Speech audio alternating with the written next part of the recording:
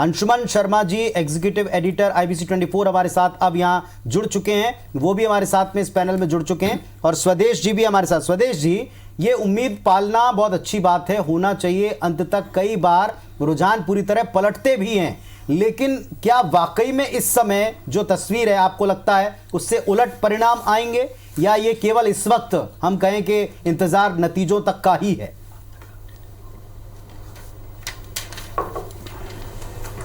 देखिए, इंतजार तो इसलिए करना लाजमी होगा कि अभी इस बार की जो काउंटिंग हो रही है तो 25 राउंड से अधिक की कई जगह से काउंटिंग हो रही है, और 10, 12, 14 तक काउंटिंग राउंड तक हो पाई है अभी तक। तो अभी इसको परिणाम मान लेना मैं जल्दबाजी इसलिए समझ रहा हूँ, और कई जगह अंतर बहुत कम है, 200, 143, 248 इस तरह के अंतर है। तो अभी परिणाम तो नहीं मान लेना चाहिए। रहा सवाल, आपने कहा कि चुनाव ये आए हैं, चुनाव में कांग्रेस की क्या स्थिति रही है, तो कांग्रेस अपने 15 महीने के किए हुए कामों को लेकर के गई। अगर हमने 27 लाख किसानों को कर्जा माफ किया तो हमने जनता के बीच लेके गए। हमने अगर कन्या विवाह के 28,000 को हमने 51,000 किया है तो हम चलिए साहब स्वदेश जी, अब मैं थोड़ा सा साथ रहे, नहीं जाना चाहता, क्योंकि आज नतीजों का दिन है।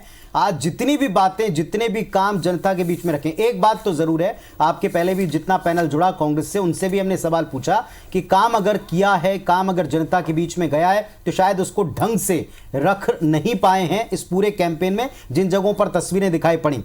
हमारे सहयोगी सुधीर इस वक्त जुड़े हुए हैं हमारे साथ में, सीधे उनके पास में चलते हैं, वो कुछ प्रतिक्रियाएं भी ले रहे हैं, माहौल भी दिखा रहे हैं। ये आप देखें, बीजेपी खेमे में जबरदस्त उत्साह है, एक तरह से जश्न का मूड आ चुका है। 9 पर बीजेपी केवल ऐसी जगह है जहां पर आगे नहीं चल रही, कांग्रेस पार्टी लीड कर रही है, लेकिन बाकी तमाम जगहों पर तकरीबन बीजेपी के फेवर में स्थितियां हैं, और इसे भांपते हुए, इसे देखते हुए इस समय जश्न का माहौल है। सुधीर बताएं थोड़ा, देख रहे हैं हम आपको।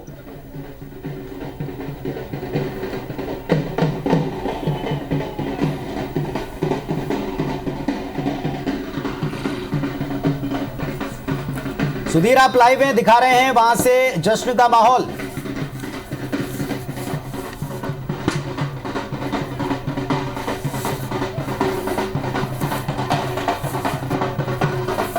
तो जश्न आप देख रहे हैं, बीजेपी दफ्तर में जश्न शुरू हो चुका है, और पूरी तरीके से भारतीय जनता पार्टी अपनी सरकार को बचा पाने में कामयाब मान रही, इसीलिए ये जश्न शुरू हो चुका है। अंशुमन जी, इन तस्वीरों के बारे में, हालांकि हमने जब एग्जिट पोल के ऊपर जब हमने बातचीत शुरू की थी, तब से इस बात का अनुमान लग चुका था, लेकिन अभी भी नतीजों आने दीजिए, तब तक हम उम्मीद नहीं छोड़ेंगे। ये जज्बा तो बहुत अच्छा है, लेकिन कैंपेन के लिहाज से, काम के लिहाज से, हर मामले में जो सबसे बड़ा दल है वो पुराने दल पर थोड़ा सा भारी पड़ा है। बिल्कुल पड़ा है, और अभी 1 बजे तक तस्वीर थोड़ी और साफ होगी पुनीत, की क्या है कि हम एवरेज देखें तो 25 से 27 राउंड के आसपास आता है। हालांकि बहुत जगह पे लीड ऐसी मिल चुकी है जिसको मुझे लगता है कि पार पाना या पाट पाना मुश्किल है, क्योंकि विधानसभा चुनाव है, कुछ जगह पे 19,000 22,000 की लीड दिख रही है आपको। एक और फैक्टर है कि गद्दार, टिकाऊ, बिकाऊ, ये सब ठीक है, जनता ये मान रही है कि हाँ भाई गद्दार है, टिकाऊ है, बिकाऊ है, लेकिन उसके अलावा एक और चीज ये है कि सरकार अभी वहां पे भाजपा की है, केंद्र में सरकार भाजपा की है, तो मतदाता बटन दबाते वक्त ये सोचता है कि क्यों ना जब ये सरकार बनी हुई है, हमारे क्षेत्र में विकास होगा तो इसे ही हम वोट दे दें। ये बहुत बड़ा फैक्टर है कि भाई केंद्र से हमको मदद मिलेगी, राज्य में सरकार है और केंद्र की सरकार एक रहेगी तो हमारे राज्य में, हमारे क्षेत्र में विकास होगा। तो कहीं ना कहीं जब बटन दबाते वक्त मतदाता हुए आजकल ये सोचने लगा, जागरूक हो गया है, तो ये बड़ा वो है। इसीलिए आप जो प्रैक्टिकल पॉइंट से देखता है, और ये बिल्कुल आपने सही कहा कि 18 में बिल्कुल विपरीत परिस्थिति, 19 में चुनाव होने वाला था। हाँ। और यहां पर ये पूरी तरह क्लियर है कि देश में किसकी सरकार है, और अभी भी प्रदेश में अगर बनी। स्वदेश जी, टिप्पणी आपसे मैं चाहता हूं, क्या मतदाता प्रैक्टिकल होकर सोचता नहीं है आज की तारीख में? दूसरा, एक दल जिसमें एक लीडर सबको संभालने में ही अपना वक्त दे रहा है, निश्चित तौर पर उनका तजुर्बा बहुत लंबा है, उन्होंने बेहतर तरीके से काम करने का प्रयास अपने विजन से किया, बावजूद इसके उनका ज्यादातर वक्त अपनों को मनाने में और साथ रखने में चला गया, और ऊपर से केंद्र में भी आपकी सरकार ने।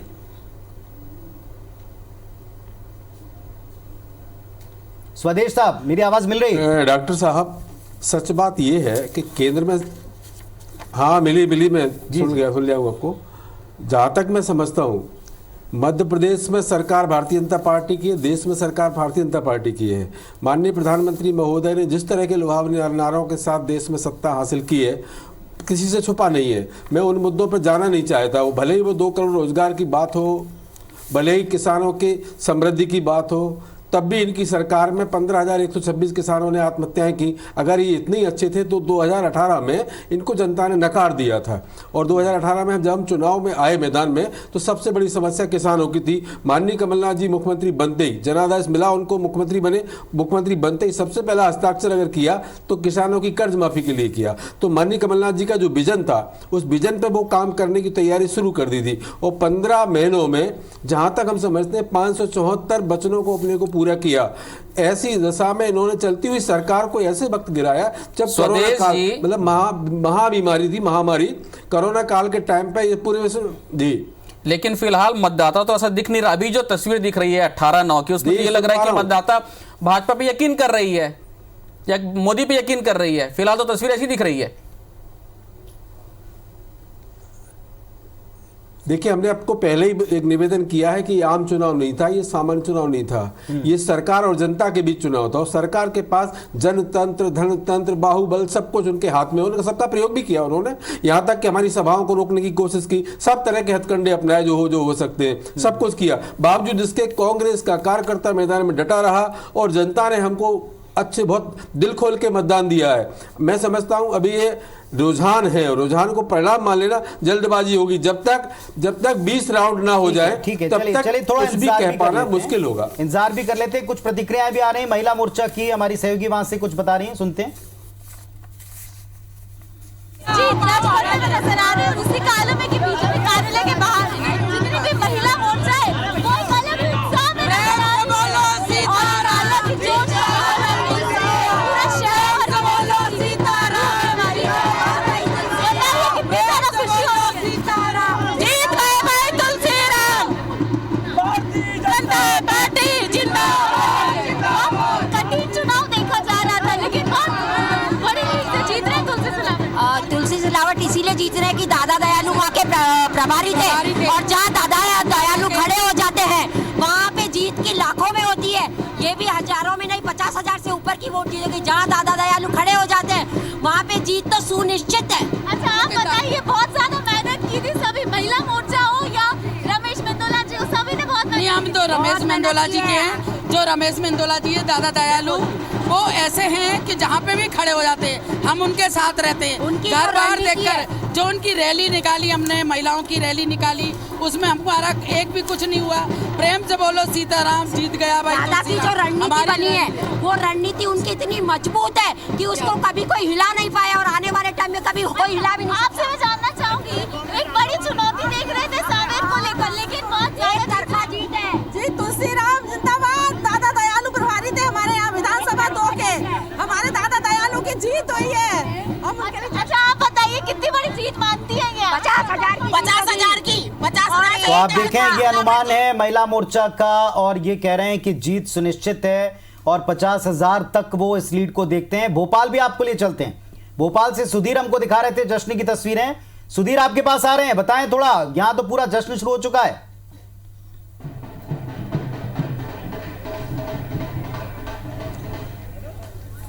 देखिए पुनीत, बिल्कुल एक चेहरा जिसके ऊपर सबकी निगाह थी कि राजनीतिक भविष्य क्या होने वाला है, भले ही 28 प्रत्याशी चुनाव मैदान में हो, वो ज्योतिरादित्य सिंधिया का था। इस उपचुनाव के परिणाम ज्योतिरादित्य सिंधिया का बीजेपी के अंदर कैद तक करेंगे, इस बात के कयास लगाए जा रहे थे। और जिस तरीके से परिणाम आए हैं, उनके समर्थकों में खासी खुशी देखी जा सकती है।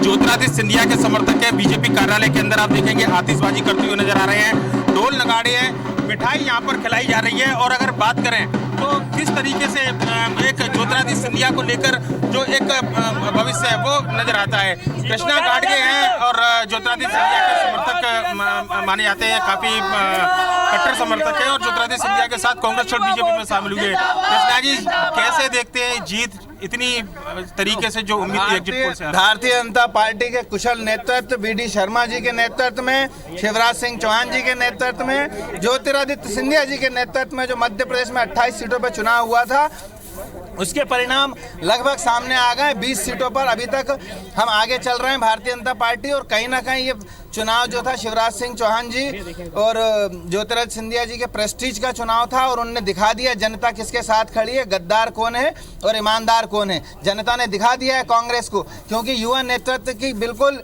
कांग्रेस में पूछ परख नहीं होती। जिस प्रकार से राहुल गांधी जी के साथ अत्याचार सोनिया गांधी अभी तक करती आ रही हैं, वैसे ही और अशोकनगर से संतोष शर्मा हमारे साथ में जुड़ गए हैं। जी, अपडेट दें वहां का। मैं आपको बता दूं, ये जो अशोकनगर विधानसभा में जो सुबह से राउंड बार गिनती शुरू हुई थी, अभी 7 राउंड की गिनती हो चुकी है और दोनों विधानसभाओं में बात की जाए, अशोकनगर और मुंगावली, दोनों जगह पे बीजेपी आगे चल रही है। एक राउंड में अकेले बीजेपी से कांग्रेस ने बढ़त ली थी, 6वें राउंड में वो 200 वोटों की बढ़त के करीब कांग्रेस ने ली थी। उसके बाद से लगातार अगर अपन देखें तो अशोकनगर में दोनों विधानसभाएं में बीजेपी बढ़त बराबर लिए हुए। और ग्वालियर चंबल का ये ज्योतिरादित्य सिंधिया का बेल्ट माना जाता है, ज्योतिरादित्य सिंधिया का गढ़ है, यहाँ से ये माना जा रहा था कि इस बार कांग्रेस निकल रही है। कमलनाथ जी ने यहाँ पे करीब 3 से 4 सभाएं अशोकनगर जिले में की हुई थी।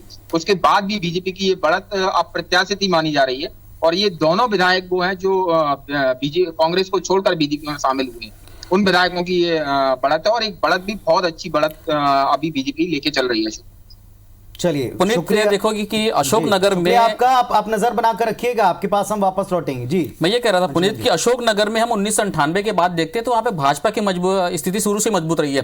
3 बार वहां भाजपा ने कब्जा किया था और कांग्रेस और बसपा एक बार जीती थी। और वहीं मुंगावली की बात करें तो वहां पे भी कांग्रेस हालांकि 4 बार आगे थी। विजेंद्र सिंह यादव जो है वो वहां पे यादव समाज का वोट 40,000 वोट है, वो एक बड़ा फैक्टर है मुंगावली में। बिल्कुल बिल्कुल। और एक अपडेट हमको मरवाई से मिल रहा है, 7वें राउंड में भी कांग्रेस पार्टी आगे चल रही। यहां लगातार डॉक्टर के ध्रुव आगे चल रहे हैं। कांग्रेस के प्रत्याशी डॉक्टर गंभीर से लगातार वो आगे चल रहे हैं। बीजेपी के डॉक्टर गंभीर सिंह पीछे हैं, कांग्रेस प्रत्याशी आगे हैं। तकरीबन ये जीत की तरफ जाती हुई लीड दिखाई पड़ रही है। 17,390 वोट से आगे चल रहे हैं के ध्रुव।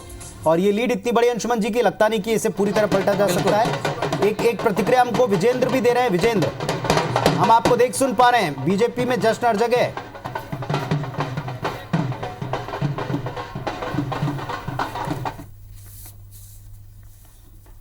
लगता हमारी आवाज विजेंद्र तक नहीं पहुंच पाई, लेकिन हर जगह अंशुमन जी बिल्कुल जो भारतीय जनता पार्टी है उसके खेमे में जबरदस्त उत्साह है, जश्न का माहौल है। जैसे कि पहले हम बात कर रहे थे पुनीत, आप भी कह रहे थे कि शिवराज सिंह जी ये बताने में सफल रहे हैं। फिलहाल तो यही लग रहा है कि उनके कार्य में काफी काम हुए हैं और उनके कार्यकाल में काफी बेहतर काम हुए थे। मतलब टिकाऊ बिकाऊ वाला जो मुद्दा है वो कहीं पीछे रह गया, उनकी पॉजिटिविटी उनपे जनता ने उसको लिया है, इसीलिए शायद ये 18-9 सीट। बिल्कुल, हमारे साथ रजनीश जी है, मैं थोड़ी प्रतिक्रिया उनकी भी लूंगा। रजनीश जी, एक बात जो इस पूरे चर्चा में उभरकर सामने आई है कि वजह चाहे जो भी बताई गई हो विरोधियों के द्वारा, कांग्रेस पार्टी के द्वारा, लेकिन जो काउंटर था और एक बड़े नेता का बयान या एक जेस्चर पर जो सवाल उठाया था उसको इनकैश कराने में भारतीय जनता पार्टी हमेशा आगे रही और काम को प्राथमिकता दी है, प्रैक्टिकलिटी को प्राथमिकता दी है जनता ने। ये अब तक कम से कम दिखाई पड़ रहा है।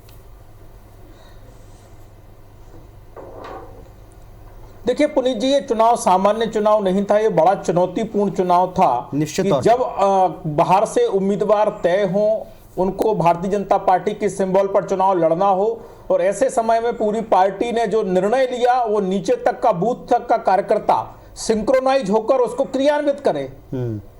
भावनात्मक तौर पर बहुत कठिन होता है जब हम जिसके खिलाफ लड़ते रहे हों बरसों बरस, तन से, मन से, धन से, तमाम प्रकार के जिसके खिलाफ हम जूझते रहे हों और वो पार्टी को स्वीकार करे, तो हमने उसी बड़े मन के साथ में बूथ पर लड़ाई लड़ी। कार्यकर्ताओं ने जीत के लिए अपना हरदम प्रयास किया और कोरोना काल में किया।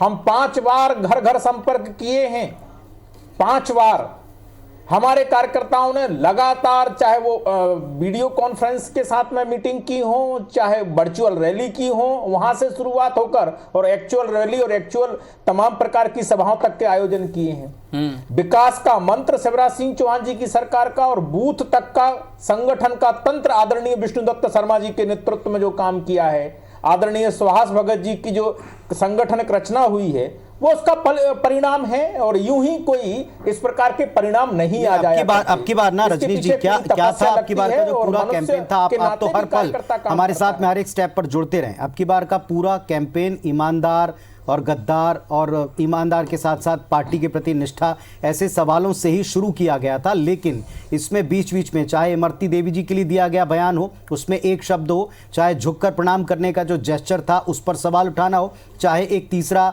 किस परिवार से आते हैं उस पर कमेंट हो, ये सारी ऐसी चीजें थी जिसे भारतीय जनता पार्टी ने पूरी तरह से अपने फेवर में किया और एक नया परसेप्शन जनता के बीच में रख दिया। देखिए, हमने जनता का परसेप्शन जनता के सामने रखा है। जनता के समाज के अपने मूल्य हैं। आपको जो स्वीकार नहीं है वो गद्दार हो गया। अरे लोकतांत्रिक संवैधानिक अधिकार उसके भी है, बंधुआ थोड़ी था कोई कांग्रेस का कि कांग्रेस को छोड़ दिया तो गद्दार हो गया और उसके नाम पर आपने तमाम आरोप जड़ दिए। जनता ने स्वीकार नहीं किया, आपने अपमान करना शुरू कर दिया कैंडिडेट्स का, उन लोगों का जो आपके साथ नहीं है, और व्यक्तिगत हमला बोलना शुरू कर दिया सिमराज जी पर। जनता को यह स्वीकार नहीं है, समाज को यह स्वीकार नहीं है। आप 15 महीनों में काम किया था ना, बताते थे ना, क्यों नहीं बताए? आपके प्रचार प्रसार में वो काम क्यों नजर नहीं आया? कभी भूखा, कभी नंगा, कभी आइटम, कभी कुत्ता, कभी कमीना, पता नहीं क्या क्या भाषा हुई है। जी, जैसे कि रजनीश जी बता रहे हैं, और ये तब उनके कार्यकर्ताओं ने बूथ लेवल तक जाके मेहनत की और कन्वर्ट कराया है। जिसके खिलाफ वो शुरू से लड़ते रहे वो आज उनकी टीम में है। उनके पक्ष में प्रचार करना और उनको लीड दिलवाना, क्या कांग्रेस यहाँ पे चूक गई वो बूथ लेवल पे या और लोगों को समझाने में? नहीं, कांग्रेस ने वन बूथ 10 यूथ के साथ काम शुरू किया। एक बूथ पर हमारे 10 कार्यकर्ता मौजूद थे और घर घर जाके कोशिश की है पूरी तरह से कन्वेंस करने की, अपने 15 माह के कार्य को बताने की जनता को, और जनता ने घर से निकली भी है और वोट भी डाला है। और हमें आज भी अभी भी पूरा भरोसा है, रिजल्ट आने दीजिए, नतीजे कुछ और ही होंगे। ये जो आप देख रहे हैं, मैं जब यहाँ बैठा था आपके यहाँ स्टूडियो में, तो ये कांग्रेस 8 पर आगे स्क्रीन पर दिखाई दे रही थी और बैठने के तुरंत बाद 9 पर हो गई है। तो ये अभी आने दीजिए, सिनेरियो और अच्छा बढ़ेगा। और रहा सवाल इस बात का, हमने निरंतर शिकायतें की है, इन्होंने ये चुनाव वो अभी चलेगा। 6-6, 7-7, 8-8 राउंड जहां हो रहे हैं वो हम लगातार अपडेट दे रहे हैं। एक बात है कैंपेन की। जी, मैं ये कह रहा था कि उसी में अपडेट करता कि मंदाता की जो सीट है वहां से नारायण पटेल 17,811 वोट से आगे चल रहे हैं, यानी कि उनकी लीड बढ़ी है। वहीं नेपा नगर में भी लीड बढ़ी है, सुमित्रा देवी काजडेकर की 14,400 वोट से आगे चल रही है। ये लीड ऐसी है कि इनका एकदम पलटना बहुत मुश्किल होगा। लेकिन ठीक है, अभी हम बीच के और कैंपेन की बात करें स्वदेश जी। एक मैंने जो मुद्दा उठाया, इस पर कांग्रेस पार्टी के लोगों से बातचीत की है, उन्होंने बात स्वीकार की है कि अगर कोई एक शब्द, जहां एक तरफ पूरा संगठन था, आपके मुताबिक प्रशासन और सत्ता का भी उसमें बल था, दूसरी तरफ आपके जो स्टार कैंपेनर थे ये बताए गए कि उस एक शब्द से नाराज होकर वो रिफ्यूज कर दिए, आए ही नहीं। अगर हम केवल 2 नाम को छोड़ दें तो इसके अलावा कोई नहीं आया, प्रचार में साथ नहीं दिया। तो एक व्यक्ति पहले भी जो सरकार चलाता था वो अपने लोगों को मनाने में ऊर्जा खर्च करता रहा, और जब चुनाव में सबके साथ आने की बारी आई, कैंपेन में स्टार प्रचार की बारी आई, तब भी उसे अकेला छोड़ दिया, जबकि उस समय तो कम से कम साथ रहना चाहिए था। ये संगठनात्मक कमजोरियां कहीं कांग्रेस को पीछे तो नहीं ले गई? ये मेरा सवाल है शुरू से आज के पूरी तस्वीर को देखने के बाद। और इस मामले में बीजेपी कुशल मैनेजमेंट करती, उनकी दिक्कतें कम नहीं थी, उन्होंने स्वीकार किया यहां पर आपके सामने कि उन लोगों के खिलाफ जिनको आप हराते आए हो उनके लिए चुनाव लड़ना, बूथ पर उनको जिताना।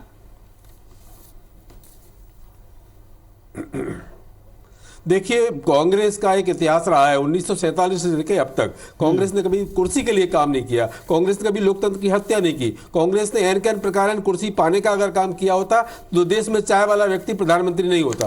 कांग्रेस ने हमेशा संविधान की रक्षा की, लोकतंत्र की रक्षा की, और हमने कभी अनैतिक काम कभी नहीं किया। हम देश के लिए काम करते रहे। रहा सवाल स्टार प्रचारकों का, तो माननीय कमलनाथ जी और कांग्रेस जनता को स्टार प्रचारक मानती है, जनता को स्टार मानती, जनता के लिए काम करती है। हम सड़क पर रहते हैं जनता की आवाज उठाने के लिए, ये हमारा लोकतंत्र हमें कहता है। परोक्ष में हमको कुर्सी मिलती है तो हम भले ही सरकार में आए, सरकार उनके समस्याओं का निदान करें और जनता के लिए काम करें। अगर हम सरकार में नहीं आए तो भी हम उनके लिए 24 घंटे जनता के लिए, जनता के लिए समर्पित जो अभी दिख रही है, झंडा उठाकर मैदान में चलते रहेंगे हमेशा। अभी आपने जिक्र किया था कि अभी तो शुरुआती दौर, लेकिन अगर ये तस्वीर स्थायित्व की तरफ जो बाकी लोगों को लगता है, आप कह रहे हैं ठीक है वो वेट करेंगे, अभी तो हम पूरा दिन बैठे हैं, पूरा दिन हम कहीं नहीं जा रहे हैं, हर पल का अपडेट भी दे रहे हैं दर्शकों को, प्रतिक्रियाएं भी दिखा रहे हैं। अगर ये चीज रहती तो आकलन तो करना पड़ेगा, और जो चीजें स्पष्ट दिख रही हैं, जो बात आप भी कहीं ना कहीं मानते होंगे, स्वीकार आज करें, शाम को करें, बाद में करें, मंथन तो करना पड़ेगा कि कहां और किस तरह जवाब जनता ने दिया है, जो मुद्दे उठाए थे किस तरह का। देखिए, आप एक कांग्रेस प्रत्याशी जो अप्रत्याशित तौर पर आगे चल रहे थे, और उनकी लीड अच्छी खासी थी, वो अब 126 600 की लीड थी 126 हो गई अब। जी, बीजेपी प्रत्याशी ओपीएस भदौरिया से केवल हेमंत कटारे 126 वोटों से अभी आगे चल रहे हैं। ये मेगांव का हाल। पुनीत, एक और अपडेट है भांडेर का, जहां पे रक्षा सिरोनिया पीछे चल रही थी, अब वो 948 वोटों से आगे चल रही है। ठीक है, तो ये एक ऐसे इलाके रहे। रजनी जी से सवाल है। रजनी जी, जो इलाका चंबल का है वहां ऐसा शुरुआत से बीजेपी को भी लग रहा था, मुरैना एक सीट का हम जिक्र कर रहे थे आपके आने के पहले, अगर आपने सुना देखा होगा, वहां बड़े बड़े नाम गए लेकिन फिर भी फायदा पार्टी को उतना नहीं मिला जितना मिलना चाहिए था। नरेंद्र सिंह तोमर जैसे बड़े नाम वहां लगातार सक्रिय रहे और निचले लेवल तक उन्होंने लोगों को संबोधित किया है, उनसे बातचीत की है। कुछ जगहों के ऊपर यह गुस्सा काम कर गया, क्या काम कर गया आपको क्या लगता है? चंबल वाले बेल्ट में उतना फायदा नहीं है। देखिए ये बेल्ट उत्तर प्रदेश से लगा हुआ है और उसमें बहुत समीकरण सामाजिक तौर पर, जातीय तौर पर काम करते हैं, ये सब जानते हैं। मुझे लगता है आपके भाजपा के जो लंबे समय से कवर करने आने वाले सुधीर दंडोतिया जी अगर जुड़े हों तो वो खूबी जानते हैं, इसी इलाके से आते हैं, वो बताएंगे आपको कि हर सीट पर जातीय और सामाजिक समीकरण बड़े प्रभावी चुनाव में हुआ करते हैं। राजनीतिक दल कई बार पीछे हो जाया करते हैं। बहुजन समाज पार्टी का यहाँ खासा असर रहा है और उनके जातीय समीकरणों के कारण ही उनका असर है, यानी अलग से कोई असर नहीं है। इसलिए वो कॉम्बिनेशन कैसे हैं, जो कास्ट कॉम्बिनेशन बन रहा है, उनके रिएक्शनरी कॉम्बिनेशन कैसे हैं, ये बहुत महत्व रखता है। कई बार किसी पार्टी ने कोई कास्ट कॉम्बिनेशन बनाया है, उसका रिएक्शनरी कॉम्बिनेशन इतना तगड़ा हो जाता है कि वो उसका कॉम्बिनेशन समाप्त हो जाता है। तो वहां के चुनाव बिल्कुल अलहदा हैं बाकी चुनाव के मुकाबले, इसलिए वो कॉम्बिनेशन को देखते हुए वहां की समीक्षा करनी चाहिए। मेरी मर्यादा है, मैं जातीय तौर पर विवेचना विश्लेषण नहीं कर सकता, लेकिन ये बात सही है कि वहां के परिणाम बाकी परिणामों की अपेक्षा अलग रहते हैं। वहां की 16 सीट में से पुनीत मैं बता दूं कि 9 सीटों पर भाजपा आगे और 6 पे कांग्रेस और 1 पे बसपा, जो 16 सीटें वहां की। और वो एक सीट है मुरैना की, राजौरिया जी वहां से आगे चल रहे हैं। बिल्कुल, राम प्रकाश राजौरिया आगे चल रहे हैं। एक और बात जो हम कह रहे थे कि अगर 2 वोटों का, ये बिल्कुल सही बात है, स्वदेश जी से सवाल के तौर पर भी है कि जहां आप कैंडिडेट खड़े करने के ऊपर जितने सर्वे को आधार बनाते हैं, बहुत अच्छी बात है। और जातिगत समीकरणों पर भी अब की बार बहुत होमवर्क किया गया था कांग्रेस पार्टी के द्वारा, यह भी दिखा है। लेकिन इसमें बसपा का फैक्टर जहां जहां कांग्रेस को सपोर्ट कर गया या बीजेपी के वोट काटने में कामयाब रहा, वहां तो आप फायदे में, बाकी जगह वो कामयाबी नहीं दिखाई पड़ती। बसपा जो है हमेशा वहां एक टर्निंग पॉइंट लेकर आती है या तस्वीर बदल देने का मादा रखती है। स्वदेश जी, देखिए पुनीत जी, ग्वालियर चंबल का हमेशा एक मर्ज रहा है कि ग्वालियर चंबल में चाहे कांग्रेस हो या भाजपा हो, जब राजमाता थी उस समय भाजपा और आज भी कल तक कांग्रेस, ये सब महल से संचालित हुआ करती थी।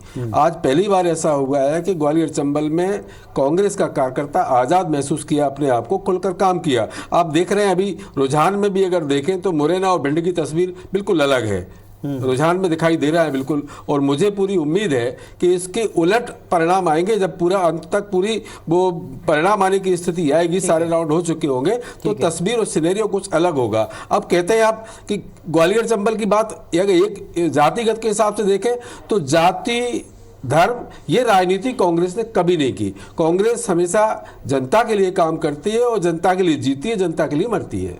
चलिए एक और अपडेट दे दें, राजगढ़ से हमारे साथी जुड़ गए हैं अरुण, उनके पास चलते हैं। अरुण, वहां का अपडेट दें। जी बिल्कुल, मैं बताना चाहूंगा कि अभी 10 राउंडों की जो गणना है वो यहाँ पे जारी हो चुकी है और 10 राउंड की गणना होने के बाद में 11,266 जो है के मतों से जो कांग्रेस के प्रत्याशी हैं वो बढ़त बनाए हुए हैं और इसके अलावा शेष अभी 15 राउंड की और काउंटिंग आना बाकी है, इसके बाद में फाइनल नतीजे आ पाएंगे। तो कहीं ना कहीं बता दें कि इस सीट पे यूं तो अभी तक जैसे कि हम देखते आए थे, यहाँ की सियासत को समझ पाना मुश्किल सा रहा है और यहाँ की जनता को भी समझना मुश्किल सा रहा है और वास्तव में उसी तरह के कुछ परिणाम इस समय यहाँ पे देखने को मिल रहे हैं। माहौल को आप किस तरह देखते हैं, क्योंकि बाकी जगह हमने देखा कि बीजेपी को अच्छी खासी लीड मिल रही है और वहां जश्न शुरू हो चुका है, यहाँ बता रहे हैं कि थोड़ी उलट तस्वीर। बिल्कुल मैं आपको बताना चाहूंगा कि दिग्विजय सिंह का गढ़ कहलाने के बाद में और शिवराज सिंह चौहान के 5 से 6 बार इस इलाके में आकर के कैंपेनिंग करने के बावजूद भी अगर यहाँ पे बीजेपी को घटत मिल रही है और कांग्रेस को बढ़त मिल रही है, तो वास्तव स्थिति है कि चौंकाने वाले नतीजे यहाँ पे सामने आने वाले हैं। क्योंकि एक 11,000 का आंकड़ा जो होता है वो इस विधानसभा सीट के लिए बढ़त जो है वो काफी बड़ी बढ़त है कि वो अभी 11वें राउंड से वो बढ़त बरकरार है। चलिए रजनीश जी, आप कुछ कहना चाहेंगे इस पर, राजगढ़ के बारे में जो हमारे सहयोगी अपडेट दे रहे हैं, वहां से 11,000 की लीड कांग्रेस प्रत्याशी को। देखिए वहाँ कांग्रेस के विधायक का असमय निधन कोरोना के कारण, बीमार होने के कारण हो गया था, इसके कारण ये चुनाव हुए हैं। तो उसकी समीक्षा करना होगी, किस कारण से इतनी बढ़त आई, क्या वो सहानुभूति कांग्रेस को मिली है या कोई दूसरे कारण है, क्योंकि भारतीय जनता पार्टी जो 2018 का चुनाव था वो भी कम मार्जिन से हारी थी। तो वो समझना होगा, क्योंकि कई बार सहानुभूति के बतौर भी कांग्रेस को वो चीजें हो सकती हैं। इसी बीच एक और अपडेट है पुनीत की सुवासरा सीट से हरदीप सिंह डंग 21,121 वोटों से आगे चल रहे हैं। 18 राउंड की गिनती पूरी हो चुकी, सुवासरा में 28 राउंड होना है, यानी कि 10 राउंड अभी और बचा हुआ है। वहीं पे बमोरी से जो बीजेपी प्रत्याशी महेंद्र सिंह सिसोदिया वो 17,296 वोटों से आगे चल रहे हैं।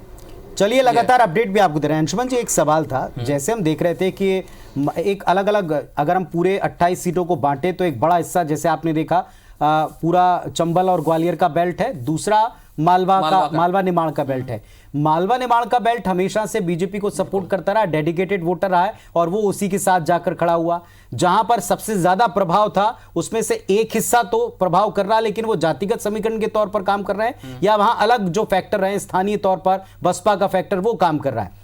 कांग्रेस पार्टी का आपको इस पूरे सिनेरियो में कहां थोड़ा सा पीछे हो जाने का एक वो फैक्टर नजर आता है? एक प्रैक्टिकल बात जो आपने शुरू में बताई थी, बिल्कुल सही, एक तो है। दूसरी चीज ये है पुनीत की कांग्रेस के पास जो अभी जो भाजपा में जो विधायक कैंडिडेट है वो उनकी एक कैंडिडेट थे, ये तो आप मानते हैं कि तभी वो पिछली बार उनको टिकट दी गई थी और जीत के आए थे। बिल्कुल। अब वो एक कैंडिडेट जो है भाजपा के पास चले गए, तो कांग्रेस को अपनी बी टीम ने बी कैंडिडेट को लेना पड़ा। एक दूसरा बात कर रहे थे कि डेडिकेटेड वोटर की आगरा, मालवा और निमाड़ क्षेत्र में, मालवा निमाड़ क्षेत्र शुरू से भाजपा का गढ़ रहा है, साथ ही साथ मतदाता तो डेडिकेटेड है, कार्यकर्ता भी डेडिकेटेड है। शुरू से जिसके खिलाफ वो कैंपेन करते रहे, चुनाव लड़ते रहे, आज वो उनके पक्ष में, उसके बावजूद जो भाजपा का कार्यकर्ता है स्पेशली मालवा निमाड़ में, उन्होंने अपनी पार्टी वो नाराज होकर नहीं काम किया, जो नाराजगी थी तुरंत दूर कर ली गई। आप देखेंगे एक दो नाराजगी दिखी थी मालवा निमाड़ सीट सबसे बड़ा उदाहरण है, मनोज चौधरी वाला, जहां सबसे ज्यादा नाराजगी थी, जहां पूरा डेलीगेशन गया था और वहां भी अगर लास्ट में जाकर सबने बीजेपी को सपोर्ट किया, तो कार्यकर्ता मनाने में कामयाब रही बीजेपी। ये इसलिए इसी का नतीजा है कि भाई जो हो गया सो हो गया, आपको भी बीजेपी को अपनी पार्टी को जिताना है और वो उसका परिणाम देख रहे हैं आप। यही बात मैं बार बार स्वदेश जी से भी पूछ रहा हूं या कांग्रेस से पूछ रहा हूं, क्योंकि अब की बार जो पूरा माहौल था इसमें काफी सारे लोगों का आकलन था कि कांग्रेस गेंद पर है, कांग्रेस लाभ में है, एक कुशल नेतृत्व है, एक बड़ा चेहरा है। इन सब के बावजूद संगठनात्मक स्तर पर ये जो बिखराव रहा, चाहे आप कैबिनेट को देख लें, उनके साथियों को देख लें, चाहे निचले स्तर पर देख लें, ये हर बार जो है थोड़ा सा हावी हो जाता है, ये हर बार थोड़ा सा नुकसान करता है। आपसे प्रतिक्रिया इस पर लूंगा स्वदेश जी। तस्वीरें इस वक्त हम दिखा रहे हैं, सिंधिया समर्थक बहुत उत्साहित हैं, बहुत अपने पूरे खेमे की जीत को लेकर आश्वस्त नजर आने लगे हैं। हालांकि अभी शुरुआती राउंड या उसके मध्य के जो राउंड है उसमें लीड मिली है, पर अगर पूरे अंचल में देखें तो ये भी एक बड़ा फैक्टर रहेगा, ये भी एक बड़ा सवाल रहेगा कि सिंधिया, उनका भविष्य इस पार्टी में कैसा होगा, ये इस उपचुनाव से तय होना था।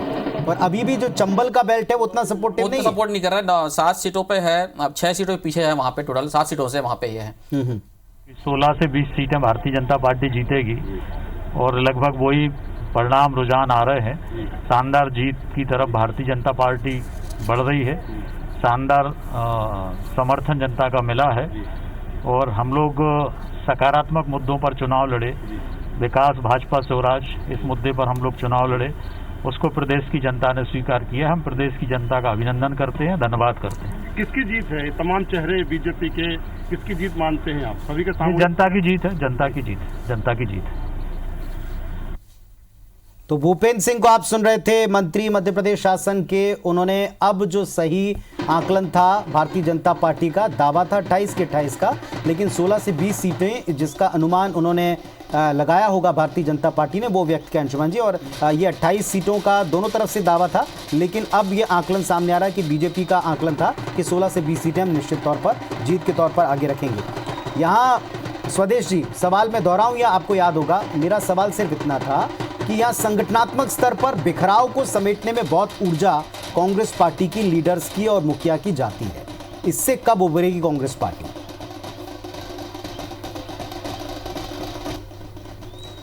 देखिए पुनीत जी, कोई भी संगठन हो, कोई समूह हो, 10 लोगों को मिलकर अगर कोई समूह बना है, उसमें से एक आध दो लोग इधर उधर हो जाए तो बाधाएं तो आती हैं। उसको इकट्ठा करने में इधर से उधर हो जाए है। एक साथ, कम समय में माननीय कमलनाथ जी ने सिंधिया जी के जाने के बाद,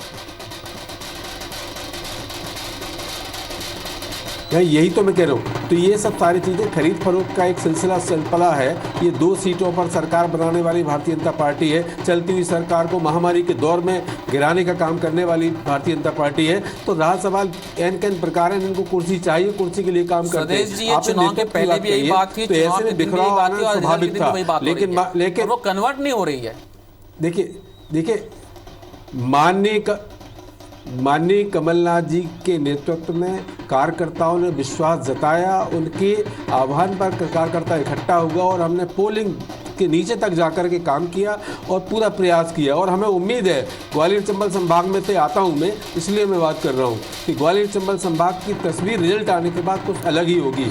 आप देख रहे होंगे, चाहे वो भिंड हो, मुरैना हो, आप अलग देख रहे हैं पूरा सिनेरियो भारतीय जनता पार्टी का। कई नामों निशान इसमें रुझान में भी दिखाई नहीं दे रहा है। तो ऐसी स्थिति में मैं समझता हूं कांग्रेस का कार्यकर्ता इकट्ठा हुआ है, बाहर निकला है, नीचे तक पहुंचा है, माननीय कमलनाथ जी को स्वीकार किया है। कमलनाथ जी के नेतृत्व में कांग्रेस एक झंडे के नीचे काम कर रही है। हाँ, ये बात जरूर है कि सिंधिया जी के जाने के बाद जो बिखराव आया था उसको समेटने में, इकट्ठा करने में थोड़ा वक्त लगा, लेकिन माननीय दिग्विजय सिंह, माननीय अजय सिंह रावल भैया, माननीय अरुण यादव, माननीय सुरेश पचौरी, सारे नेताओं ने इकट्ठे होकर के कांग्रेस को फिर मजबूत किया है और कांग्रेस ने पूरी ताकत से चुनाव लड़ा है। अब रहा सवाल, नतीजे जो भी आए, हमें उम्मीद पूरी है कि हम 24+ तक पहुंचेंगे हर हाल में, लेकिन जनता का जनादेश जो मिलेगा उसे स्वीकार करेंगे, सभी स्वीकार करते हैं।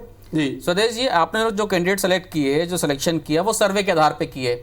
उसके बाद भी बहुत सारे आपने सर्वे किया ना कि ये उपयुक्त उम्मीदवार हो सकता है, उसके बाद भी वो, खासकर मैं मुरैना चंबल की बात कर रहा हूँ, ग्वालियर चंबल क्षेत्र की बात कर रहा हूँ, फिर भी वो पीछे चल रहे हैं। जी देखिए क्या है, जो सर्वे हुआ तो सर्वे सही और गलत भी हो सकता है। सर्वे से एक निष्पक्ष व्यक्ति, एक ऐसा व्यक्ति उभर के सामने आता है जिसमें किसी का पट्टा नहीं होता है। वो सिर्फ ये समझ में आता है कि इस सर्वे में इसकी पृष्ठभूमि क्या रही है, ये कांग्रेस के लिए कब से काम कर रहा है, इसका जनाधार क्या है, इसके एफर्ट्स कितने रहे पार्टी के वो आगे बढ़ाने के लिए, ये सारी चीजें सामने आती हैं। इनको देख करके हमने टिकट दिए और रिजल्ट भी कमोबेश वही आने वाला है। अब थोड़ा सा वक्त तो लग रहा है, मैं समझता हूँ इस 3 बजे तक तस्वीर पूरी क्लियर हो जाएगी। 28 पे से अगर 18 जो हम कहें राउंड्स जहां पूरे हो गए हैं, जहां 20,000 21,000 देखें आप टीवी स्क्रीन के ऊपर हम लगातार दिखा रहे हैं। दत्ती गांव को आप देखें, तकरीबन 21,000 वोट जो हैं उससे आगे चल रहे हैं। बाकी जगह 20,000, डंग जो हैं वो भी 21-22,000 वोटों से आगे चल रहे हैं। महेंद्र सिंह सिसोदिया हैं बमौरी से, वो 17,200 से ज्यादा की लीड है। ये सारी ऐसी लीड्स हैं जो पूरी तरह पलट जाएंगी। ये उम्मीद करने के तौर पर तो ठीक है, लेकिन प्रैक्टिकलिटी में देखें तो कितना मुश्किल है, यह बात आप भी समझते हैं। रिपोर्ट देख रहे हैं आप, मैं हूं आपके साथ विजय कुमार पंड्या और अब सिर्फ फैसले का इंतजार। स्टूडियो में मेरे साथ IBC 24 के एग्जीक्यूटिव एडिटर अंशुमन शर्मा जी मेरे साथ मौजूद हैं। स्वागत है अंशुमन जी आपका। तो लगातार आप नजर बनाए हुए हैं, अपडेट भी आप दे रहे हैं, लगातार अपडेट भी हम दर्शकों को देते जा रहे हैं और एक ब्रेकिंग की तरफ बढ़ते हैं। मध्य प्रदेश की सभी 28 सीटों पर फिर से एक नया अपडेट और नया रुझान। 19 सीट पर बीजेपी को बढ़त, 8 पर कांग्रेस को बढ़त, बीएसपी को 1 सीट पर बढ़त। तो एमपी का इस सत्ता संग्राम और इस सत्ता संग्राम में कौन वाकई संघर्ष करके सत्ता के शीर्ष तक पहुंचेगा, ये जरा तस्वीर साफ होते होते नजर आ रही है। क्योंकि लगभग अंशुमन जी ये बात कही जा रही थी कि 1 बजने दीजिए। जब मेरे कांग्रेस के वरिष्ठ नेताओं से या प्रवक्ताओं से बात हो रही थी तो भाई हार जीत चलती रहती है। उनका ये कहना था आप रुकिए, 1-2 बजे तक रुकिए, आपको समझ में आने लग जाएगा कि आखिर वाकई रुझान क्या है, कहां कौन आगे चल रहा है। लेकिन अब तो बड़ी बड़ी लीड दिख रही है। आप जब भी इलेक्शन को लेकर बात करते थे और जब भी हम आंकड़ों पर बात करते थे, सबसे प्रथम आपका यही कहना था या पहला यही शब्द रखते थे कि देखो विजय, अभी एक बड़ी लीड किसकी तरफ जाती है, ये आपको जातिगत वोट बताएंगे। ये आपको नोट तंत्र, लोकतंत्र या फिर गद्दार वर्सेस ये मुद्दा है, लेकिन ये मुद्दा उतना काम नहीं कर पाएगा जितना जनता के मन में विकास को लेकर एक बात चलती है। विजय, आज का जो मतदाता है ना वो बहुत जागरूक है। उसको समझने के लिए हमको और आपको पीएचडी करनी पड़ेगी। मतलब सबसे बड़ी चीज़ ये देखिए कि स्टेबिलिटी, जनता को चाहिए स्टेबिलिटी, वो बीच में नहीं फंसना चाहता। अगर वो भी बराबर बराबर दे देता तो स्थिति वही की वही रहती। इसलिए उनको लग रहा है कि भाई जो, जैसे कि मैं पिछले बार भी मैं बात कर रहा था कि केंद्र में बीजेपी की सरकार है, यहाँ पे भी बीजेपी सरकार चल रही है, तो उन्होंने यही सोच रहे हैं कि हम क्यों ना इसी को ही वोट दे, भले हम गद्दार की टिकाऊ बिकाऊ ये एक तरफ रख देते हैं, सहानुभूति है, लेकिन वोट मुझे स्टेबिलिटी को देना है। तो जो 19 का आंकड़ा देख रहे हैं वो उसी का और इशारा कर रही है। 107 पे बीजेपी बैठी हुई है फिलहाल और 19 सीटें ये तो क्लियर कट ये है क्योंकि मध्य प्रदेश के इतिहास की त्रिशंकु या हंग की स्थिति रहती नहीं है पिछले, खास करके पिछले 20-25 सालों से देखें तो वे क्लियर कट मेजोरिटी चाहती है कि वे जो रहे बचत जो 3 साल 3.5 साल जो बचे हुए हैं उसको हम जो है अब सरकार को चलाने एक ही पार्टी को सरकार चलाने को दें। तो ये उसी का वो आप देख रहे हैं कि 19 सीट पे बीजेपी है और 8 सीट पे कांग्रेस है। कुछ जगह पे बिल्कुल कांटे की टक्कर है बिल्कुल, और जैसा कि कहा जा रहा था ग्वालियर चंबल इलाकों में 16 जो सीटें हैं 7-6 पे कांग्रेस है और 9 पे बीजेपी है, 1 पे बसपा वहां पे आगे चल रही है। लेकिन जो मालवा निमाड़ की सीटें हैं जहां की अपेक्षाकृत जैसे उम्मीद की जा रही थी कि भाजपा को वहां पे बढ़त मिलेगी, चाहे कितने भी हम टिकाऊ की बात कर ले, गद्दार की बात कर ले, क्योंकि वहां पे डेडिकेटेड वोटर जो है भाजपा का है, कार्यकर्ता उसी वे से काम करते हैं। कैंडिडेट कोई भी रहे, चाहे वो कांग्रेस से बीजेपी में आया हो, हमें तो सिर्फ भाजपा के लिए काम करना है। शायद इसी मानसिकता के साथ उन्होंने काम किया और वोटर ने यही मानसिकता के साथ वोट दिया। तो यहाँ पे भाजपा जो है कामयाब रही अपने टीम को बताने में कि आपको लग के काम करना है। कांग्रेस शायद संगठन स्तर पे वो थोड़ी सी यहाँ पे लैग कर गई है। और आप जब प्रचार के बीच आप देखेंगे तो शिवराज सिंह चौहान 64 सभाएं किए थे, सिंधिया जी लगे हुए थे 45 सभाएं किए थे, वी.डी. शर्मा लगे हुए थे। हम भाजपा की बात करते हैं तो कांग्रेस में कमलनाथ जी अकेले डटे हुए थे। ये बहुत बड़ी बात कही आपने, लगभग एक विधानसभा पे 3 बार पहुंचने की कोशिश की सीएम शिवराज। बिल्कुल, आप नेपानगर में क्या नेपानगर की बात करूं या फिर अनूपपुर की बात करें, वो दोनों ने 2 दिन कैंपेन कर लिए, एक राउंड सब जगह कंप्लीट किया 28 के 28 में, फिर दूसरे राउंड में कम कर लिए। वहां पे कांग्रेस में अकेले कमलनाथ जी डटे हुए थे। तो ये फैक्टर कहीं ना कहीं दिख रहा है उसका। देवास चलते, मोहनिश हमारे संवाददाता हमारे साथ जुड़े हैं। मोहनिश, देवास की क्या स्थिति है?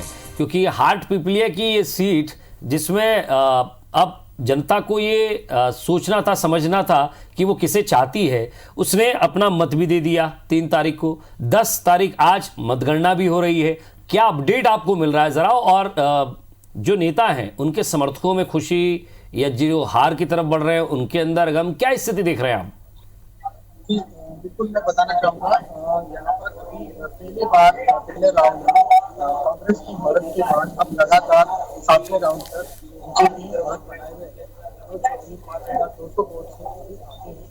बीजेपी अब यहाँ पे जश्न का माहौल है। भाजपा कार्यकर्ताओं ने यहाँ पर पटाखे भी फोड़ दिए हैं।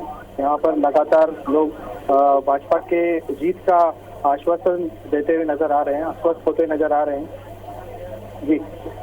जी बहुत बहुत शुक्रिया इस तमाम बातचीत के लिए। हालांकि आवाज साफ नहीं आ पाई लेकिन कोशिश पूरी कर रहे थे। भाजपा आगे चल रही है जी। ये जो इससे मालवा की हम बात कर रहे थे, विजय याद होगा आपको, ये वो सीट है जहां पे भाजपा में गुटबाजी दिखी थी, सपोर्टेज होने की आशंका जताई जा रही थी। लेकिन आखिरी समय में चुनाव के ठीक पहले, मतदान के ठीक पहले जिस तरह से मैनेज किया भाजपा ने वहां पे, और उसी का नतीजा है कि वहां पे मनोज चौधरी आगे दिख रहे हैं। ये देवास जिले को अगर हम लें तो सवाल ये बनता है अंशुमन जी कि एक बहुत बड़ा जिला है, यहाँ क्षेत्र वाइज अगर विकास करने पर जाए तो कलेक्टर को भी, जिले के कलेक्टर को लगभग 150 किलोमीटर का सफर तय करना पड़ जाता है। अब ऐसे में उस विधानसभा में चुनाव हो रहा है, हाट पिपलिया विधानसभा है और खेतीहर लोग ज्यादा है। ओबीसी वर्ग वहाँ एक बड़ा मजबूत बड़ा समुदाय है वहाँ पे जो काम करता है। आपने देखा होगा कि एक समय यहाँ जीतू पटवारी भी आए थे, उन्होंने कोशिश भी की थी, उनके पिता से भी बात की थी कि घर का बच्चा है उसको बीजेपी में क्यों जाने दे रहे, बहुत कोशिश की थी। हालांकि वो तमाम कोशिशें, हर एक भरसक कोशिश पार्टी की तरफ से, लेकिन यहाँ एक सवाल अब उठ रहा है, हम उसी चीज़ पर बात कर रहे थे कि युवा वोटर्स अब इन चीज़ों को एक्सेप्ट करने लगा है, ऐसा इस चुनाव ने दिखाया। हालांकि आगे ट्रेंड क्या बनता है, क्योंकि आप बहुत अच्छे से समझते होंगे अंशुमन जी कि अब ये चुनाव एक ट्रेंड सेट करेगा बाकी राज्यों के लिए। देखो कि क्या बातों में विजय एक और अपडेट आ गया है जी, 7 सीट पर कांग्रेस को बढ़ा था और बीजेपी एक और सीट बढ़ गई है, 20 हो गई है। बीजेपी की 20 सीट हो गई है। ठीक उल्टा हो गया। ठीक उल्टा हो गया। ये जो 7 सीट एक दौरान मैं भी लेके चल रहा था, मेरा भी एक अनुमान था कि 7 सीट पर बीजेपी रहेगी, लेकिन ये 7 सीट पर फिलहाल कांग्रेस है। हालांकि आगे पीछे होता रहेगा, ये एक रुझान है। और छत्तीसगढ़ का अपडेट आपको दे दें, मरवाई के 8वें राउंड में भी कांग्रेस आगे है। बड़ी खबर आपको बता रहे हैं। पिछले बार वहां पे जोगी कांग्रेस को, अजीत जोगी जी को 74,000 वोट मिले थे, भाजपा को 27,000 वोट मिले थे और कांग्रेस को 20,000 वोट मिले थे। अब वहां पे मरवाही से 19,759 या करीब 20,000 वोट से आगे चल रही है। तो पूरा जो जेसीसीजे के जो वोट हैं वो आपको दिख रहे हैं कि कांग्रेस के पक्ष में जा रहे हैं।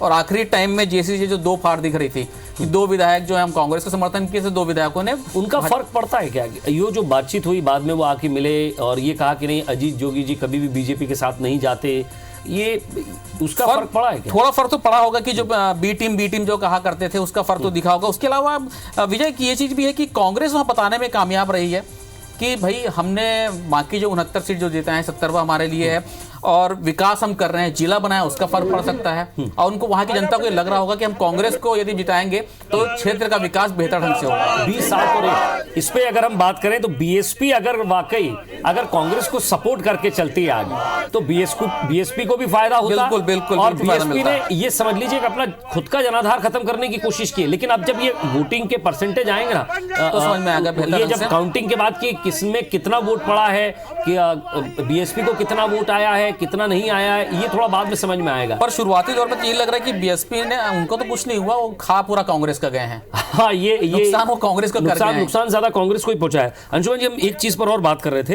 क्योंकि यहाँ अब बीजेपी के लिए राह आसान नहीं होगी, क्योंकि आप अपनी पार्टी में जिस तरह से प्रयास कर रहे थे, जिस तरह से आपने दूसरों को भी जोड़ा, अब वो जुड़ के आए भी, वो टूटे भी, टूट के जुड़े भी। और अब सिंधिया जो दमदारी के साथ आएंगे बीजेपी के लिए, उनके उस एटीट्यूड को एक्सेप्टेबल या वो होगा कि नहीं, एक्सेप्टेशन उसका आएगा कि नहीं आएगा, वो चीज भी है। दूसरी चीज है कि वहां से जहां पे बीजेपी विधायक जीत के आए, जो शुरू से भाजपा में रहे, उनका क्या होगा, उनका भविष्य क्या होगा, और ये देखने वाली बात। उनका भी जो पीछे से किलाबंदी कर रहे थे, हाँ, उनका क्या होगा। पर एक और चीज है विजय की, जब 17 बिल्कुल सही कहा, 17-18 चेहरे आपने बताए ऐसे हैं, जैसे आप सांची से मान लीजिए प्रभुराम चौधरी जब जीत के आए, शेजवार जी वहां पे थे जी, मुदीर शेजवार थे वहां पे, शेजवार एंड कंपनी, उनका क्या होगा। फिर उसके बाद आप ये देख लीजिए कि देवास से दीपक जोशी जी हैं, इधर सावेर में राजेश सुनकर जी हैं। ये इन सबके लिए अब इन जीते हुए नेताओं को एक्सेप्ट करना, पहले तो आप साथ में चले गए और कुछ नेता ऐसे भी थे, हमने देखा इस चुनाव के दौरान कि कुछ नेता साथ में थे लेकिन वो साथ में ला नहीं रहे थे, वो सिर्फ चल रहे थे कि खुदा ना खास्ता अगर ये जीत गए तो फिर हमारा इनके साथ। देखिए, हेमंत कटारे पीछे हो गए। जैसा कि मैं शुरू में कह रहा था विजय, आपसे कई बार इस मुद्दे पे बात हुई कि मेहगांव एक सीट ऐसी है जहां पे ओपीएस भदौरिया ने जो काम किया है या उसको लेके जो कैंपेनिंग कर रहे थे, उससे ये लग रहा था कि वहां पे मजबूत रहेंगे ये, और अभी हेमंत कटारे वहां से पीछे हो गए हैं। एक और चीज है विजय, जो हम बात कर रहे हैं कि जब आप सत्ता में रहते हैं, जब आप सरकार में रहते हैं, तो गुटबाजी कम होती है। आप चाह के भी गुटबाजी नहीं कर सकते हैं, तो ऐसा होता है कि आपको साथ में चलना पड़ता है सरकार के। तो मुझे लगता है कि जब सरकार यदि यही फिगर रहा और बीजेपी वहां अपने बचाने में कामयाब रही, तो जितने असंतोष है या जो लोग ऐसे हैं, वो मुझे लगता है कि किसी न किसी उनको सरकार बीजेपी जो है मना लेगी, पार्टी उनको मना लेगी। लेकिन अब बीजेपी लाख दावे कर ले, क्योंकि थोड़ी देर बाद प्रेस कॉन्फ्रेंस करने वाली है। मैं जितना समझता हूं उसके बाद हमने काम किया, जनता को हम पर विश्वास था, जनता ने हम पर विश्वास जताया। सिंधिया जी का शुक्रिया, उनका शुक्रिया, बीडी भाई साहब का शुक्रिया, वो उन्होंने भी बहुत काम किया। हालांकि 3 चेहरों के लिए बहुत मजबूत चुनाव था। थोड़ी देर बाद बीजेपी की प्रेस कॉन्फ्रेंस होगी। हम आपको बता दें बीजेपी में जश्न का माहौल है। रुझानों के बाद थोड़ी देर बाद बीजेपी प्रेस कॉन्फ्रेंस कर सकती है। लेकिन अब सवाल ये कि उन लोगों की राजनीति का क्या होगा और आने वाले समय में, क्योंकि अब 2.5 साल बाद 2-2.5 साल बाद फिर से लोकसभा चुनाव आएंगे, आपको 2.5 साल बाद निगम चुनाव भी होगा, निगम चुनाव भी, पंचायत चुनाव में जाना है, आपको फिर से एक चुनाव में जाना है। तो वो वैसे लोग जो पार्टी में शुरू से रहे, या तो उनकी नई भूमिका उनको खुद तलाशनी होगी या पार्टी उनको एक नए गाइडलाइन बना के देगी, भैया आप इस तरह से अपने आगे बढ़ाइए, आपके राजनीतिक भविष्य ऐसा करिए। मुझे लगता है वो खुद ही अब वो अपनी भूमिका नए तरीके से तैयार करेंगे। उनके लिए भी बहुत, हालांकि मेरी उम्र भी कम है और एक्सपीरियंस भी बहुत कम है, लेकिन जितना इस उम्र में और इस एक्सपीरियंस में समझ में आ रहा है कि अब आपको विपक्ष की भूमिका कुछ अलग तय करनी पड़ेगी। बिल्कुल।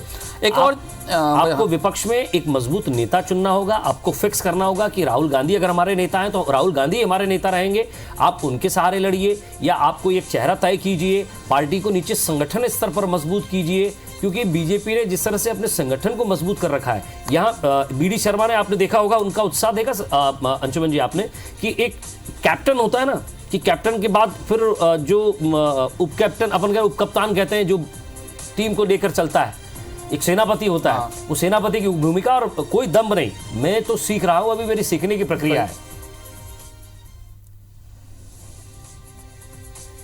तो ये तस्वीरें भी आप देखिए कि शिवराज सिंह चौहान ने किस तरह से एक संगठन बनाया था, उस संगठन और वाइस कैप्टन जो है एक संगठन बनाया था, और उस संगठन में भूमिका मिली थी बीडी शर्मा जी को।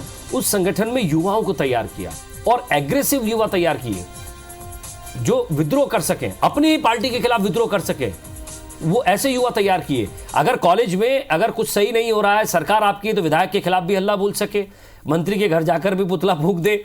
इसीलिए यदि कोई कहीं पे कुछ चीज असंतोष के स्वर उभरे भी थे विजय, तो वीडी शर्मा ने ऐसी घेरेबंदी की, ऐसी किलेबंदी की कि वो उनको झुकना पड़ा, उनको मानना पड़ा। और ये देखिए आप 2-3 जो एक्शन लिए, नोटिस दिया गया गौरीशंकर सेजवार को, मुदेश सेजवार को, वहीं सिकरवार के भाई जब प्रचार की बात तुरंत उनको वो किया गया, लेकिन एक बात ये साबित कर दी संगठन के सामने, संघ के सामने और पार्टी के सामने वीडी शर्मा ने कि मैं लंबी रेस का घोड़ा हूं। अध्यक्ष बनने के बाद पहले उनकी बड़ी जिम्मेदारी थी, जो उन्होंने बखूबी अंजाम दिया। ये बड़ी जिम्मेदारी ऐसी थी कि सत्ता में वापस लौटाना। हाँ, ये बहुत बड़ी चीज थी उनको, वो लाके दिया उन्होंने, दिख तो भी यही रहा है। वही हम छत्तीसगढ़ में भी देखें हम, तो जिस हिसाब से कांग्रेस ने प्रदर्शन किया है, चलिए बीजेपी से हिदायतुल्लाह शेख साहब हमारे साथ जुड़ रहे हैं, उनसे भी हम बातचीत करेंगे। और ये हम आपको मरवाई से जो बता रहे थे अपडेट, मैं वही कह रहा था कि मरवाही में जिस तरह से कांग्रेस का प्रदर्शन देख रहे हैं आप, 19,987 वोटों से के ध्रुव आगे हैं। तो मुझे लगता है कि जब 2 साल होने को आए भूपेश बघेल जी के कार्यकाल को, और जनता भी उन पर विश्वास कर रही है, स्पेशली मरवाही की, क्योंकि मरवाही की चुनाव ऐसा था कि साग का चुनाव नाक का चुनाव हो गया था। 69 सीट से 70 सीट हुआ, क्या फर्क पड़ता है। लेकिन अंशुमन जी आप ग्राउंड से जुड़े हुए हैं, आप एक एक चीज को समझते हैं, लेकिन जो बाहरी व्यक्ति जिसे सिर्फ बाहर का दिखाई देता है, जैसे हम छत्तीसगढ़ के लिए कभी नए हो जाते हैं, तो हमें जो दिखाई देता है, अभी जो भूपेश सरकार आई है, उनकी जो योजनाएं हैं या उनका जो छत्तीसगढ़ी मन से जो जुड़ाव है, शायद वो जुड़ाव अगर यहाँ 3-4 उपचुनाव भी होते तो मुझे लगता कि शायद वो उसमें बहुत बड़ा आने के बाद 3 उपचुनाव हुए हैं, तीनों में उन्हीं की पार्टी जीती कांग्रेस की। चित्रकूट देख लीजिए, दंतेवाड़ा देख लीजिए, दंतेवाड़ा सीट उन्होंने भाजपा से ली है, और ये सीट उन्होंने जैसे ली है, जबकि यहाँ पे बीजेपी काफी मेहनत कर रही थी।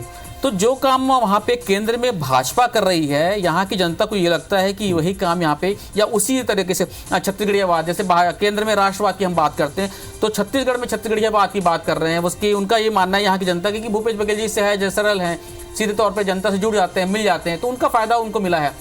इतने साल से मांग कर रहे थे। छत्तीसगढ़ के रिएक्शन पे चलूंगा, लेकिन उससे पहले मैं आपको एक बात कहना चाहता हूँ। जब आप और हम टैली कर रहे थे, रिजल्ट को लेकर हम बात कर रहे थे, हालांकि अब की बार हमने कोई सर्वे नहीं किया, लेकिन हमारा जो रिपोर्टर्स का जो सर्वे था, उनका जो मन था, उनकी जो बातचीत थी, और हमने बड़े बड़े पत्रकारों से बात की जी, बड़े बड़े अलग अलग अखबारों के चैनल्स के पत्रकारों से हमारी बातचीत हुई। सबका यही कहना था कि मुश्किल लगता है बीजेपी का वापस सत्ता में लौटना, और 20 सीट से ज्यादा कांग्रेस लेकर आएगी। मैं ये नहीं समझ पा रहा हूं कि ये था क्या, ये कैसे हुआ, इसके पीछे क्या फैक्टर रहे, इसको समझना बड़ा जरूरी हो जाए। मैंने वही कहा विजय, पहले भी कह रहा था, मैं पुण्य से कह रहा था कि स्टेबिलिटी बहुत बड़ा फैक्टर है, स्टेबिलिटी, स्थायित्व बहुत बड़ा फैक्टर है। जनता को ये मालूम है नहीं, लेकिन इसमें वो वोटर भी निकल कर आया है जो कांग्रेस को वोट देता था। हाँ, मैं वही कह रहा हूं, वोट लेके आया, लेकिन क्या देखिए, कुछ डेडिकेटेड वोटर कांग्रेस के, कुछ डेडिकेटेड वोटर भाजपा के, कुछ स्विंग वोटर होते हैं जो समय काल परिस्थिति के हिसाब से चयन करते हैं, वो बहुत बड़ी भूमिका अदा करते हैं जी। अभी भी देखिए, कांग्रेस को सरकार के बनाने के लिए 28 सीटों की जरूरत थी, भाजपा के लिए 107 पहले से है, 8 सीट और चाहिए होता, तभी 229 के हिसाब से 115 सीटों में बहुमत मिल जाता। शायद यही वजह है कि वो भाजपा की तरफ झुकाव उनका आया। लेकिन एक चीज मैं और आपसे जानना चाहता हूं कि अगर ऐसा ही है तो फिर इन 28 में से केवल 1 सीट, सिर्फ 1 सीट बीजेपी की थी, 27 सीट कांग्रेस की थी। उन 27 में से अगर 20 पे आप आगे चल रहे हैं तो ये मिरेकल है। बिल्कुल, इस मिरेकल को समझना बड़ा मुश्किल है। हिदायतुल्लाह के साहब हमारे साथ बैठे हैं, जरा उनसे हम पूछते हैं। शेख साहब, स्वागत है आपका। जी जी, अब आप भी ग्राउंड पर थे, मिल रहे थे लोगों से। क्या ये जो मिरेकल चल रहा है अभी रुझानों में, इसके पीछे का आप ये मत कहिएगा, मैं बिल्कुल उस चीज़ को नहीं स्वीकारूंगा कि ये शिवराज जी की हवा थी, फलाना था, ढिमाका था, नहीं, बिल्कुल नहीं। इसके पीछे कुछ फैक्टर था आपका, क्या काम किया आपने, ऐसा क्या मजबूती थी आपके पास कि जनता ने आप पर विश्वास किया वापस? क्योंकि आप किसी की सरकार तोड़कर वापस उन लोगों से चुनाव लड़वा रहे हैं, अपने लोगों को आपने बिठा दिया और जिता भी रहे। ये आसान नहीं है फिलहाल बीजेपी होना।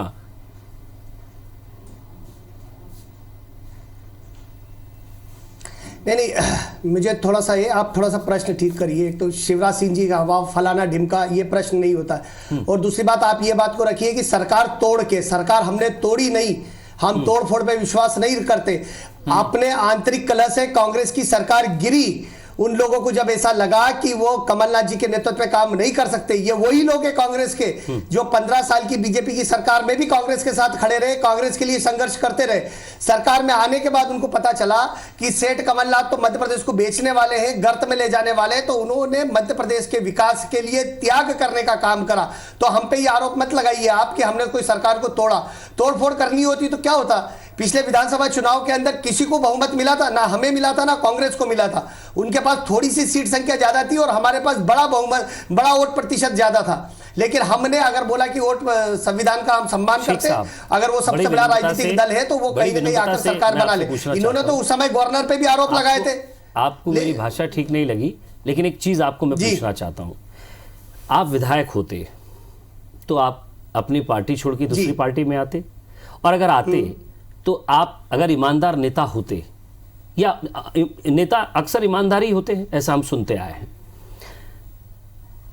आप के पास कोई बेकार का पैसा नहीं, आप चुनाव में खर्चा होता है, पैसा लगता है, आप चुनाव जीत कर आते हैं, ऐसा क्या मन बदल जाता है वो व्यक्ति कि फिर वापस 2.5 साल में चुनाव में आ जाता है? ऐसी क्या आपकी प्रेरणा ली उसने पार्टी से, संगठन से, आपसे, आपके नेताओं से? ऐसी क्या प्रेरणा मिली उसको?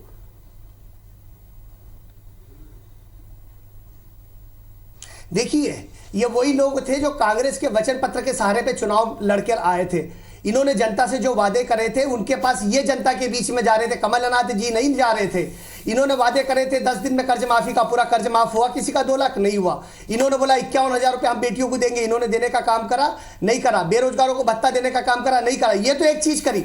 उसके बाद जो शिवराज सिंह जी की योजनाएं चल रही थी, जो सीधे सीधे जनता से सीधे सीधे जुड़ी थी, संबल योजना की बात कर लो, मेधावी छात्र योजना की बात कर लो, हमारी आंगनवाड़ियों की जितनी योजनाएं थी, गोद भराई के कार्यक्रम की बात कर लो, इन्होंने बच्चियों की साइकिल छीनने का काम करा। तो क्या अगर एक विधायक ये सोच ले कि मैं वापस अगर इस सरकार से समर्थन ले लूंगा और जनता के बीच में जाऊंगा, इसमें पैसा खर्च हो जाएगा, तो इसके लिए वो मध्य प्रदेश को बर्बाद होने देता 5 साल? क्या वो कमर में हाथ डालकर एक अभिनेता को अपने पास खड़े रख के अपना फोटो सेशन कराते रहते और मध्य प्रदेश बर्बाद होता रहता? क्या सिर्फ वो झूठे आदेश निकालते रहते जिन पे कोई अमल नहीं होता तो मध्य प्रदेश को बर्बाद होने देते? और आपको रोकना चाहूंगा, एक और अपडेट है, अभी एक और अपडेट है। 21 सीटों पर भाजपा आगे चल रही है, कांग्रेस सिर्फ 6 सीटों पर आगे चल रही है। भाजपा 21 सीटों पर आगे है। शेख साहब, ये 21 सीट में आप मुझे 3 पॉइंट बताइए क्यों ऐसा हो रहा है? मैं समझना चाहता हूं कि क्यों ऐसा। नहीं, ऐसा क्यों हो रहा है? जो मुद्दे हम बता रहे हैं, जो मुद्दे आप बता रहे हैं, कांग्रेस के ये जो परिणाम है, ये कांग्रेस के 15 महीने के सरकार का भी परिणाम है। जो बातें आप उठा रहे थे कि कांग्रेस आरोप हमारे ऊपर लगा गई, सरकार तोड़ी हमने, जनता ने इस बात को स्वीकार करा कि सरकार तोड़ी नहीं, सरकार आप चला नहीं पाए, आप मध्य प्रदेश को बर्बाद कर रहे थे। ये लोग हैं जो मध्य प्रदेश के विकास के लिए भारतीय जनता पार्टी के साथ आके खड़े हुए।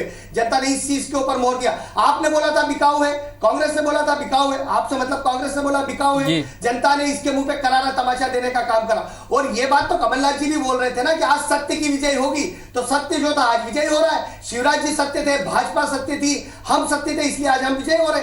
आप गलत थे, इसलिए आज आप पराजय हो रहे हैं। इस बात को मानना पड़ेगा कि आपने जो वादे पहले वचन पत्र में लेके आए थे वो पूरे नहीं करे, हमारी योजनाओं को रोकने का काम करा, आपने गलत काम करने का काम, मध्य प्रदेश को बर्बाद करने का काम करा।